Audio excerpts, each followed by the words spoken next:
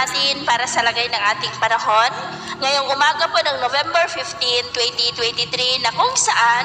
sa ngayon po ang bagyo na nabuo sa labas ng ating area of responsibility ay humina na nga po at bumalik na sa pagiging low pressure area habang nasa layo po ngayon ng 1,480 km east ng southern part ng Mindanao. Pero kahit na humina na po ito ay papasok po yan sa ating area of responsibility na magdudulot pa rin ng mas maulan na panahon simula po ngayong weekend, lalo na po dyan sa gitnang bahagi ng ating bansa. At ito naman po ay pinapakita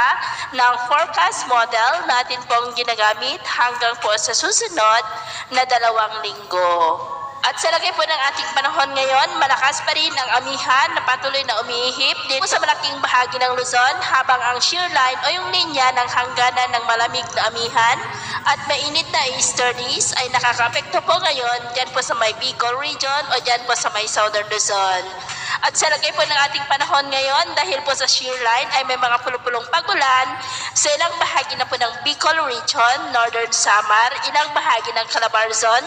ilang bahagi ng Mimaropa. At dahil naman po sa amihan ay may mga isolated rain sa ilang bahagi po ng Cagayan at Isabela, lalo na po sa silangang bahagi. At mamaya po ay sisikat ang araw sa malaking bahagi ng ating bansa.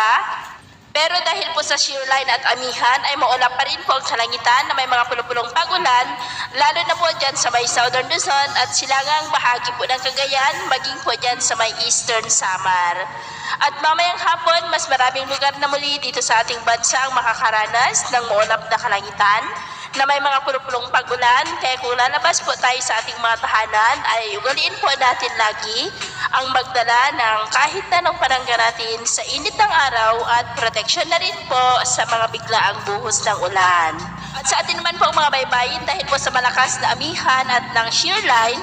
ay iwasan na po muna natin ang papalaot sa mga baybayin po ng halos buong Luzon at maging po sa baybayin ng Eastern Visayas. Dahil ang mga alon po ay posibleng aabot hanggang po sa 1.7 to 4 meters height, iwasan na po muna natin ang papalaot sa mga may kulay pula para po mas makaiwas sa mga sakunang pangkaragatan.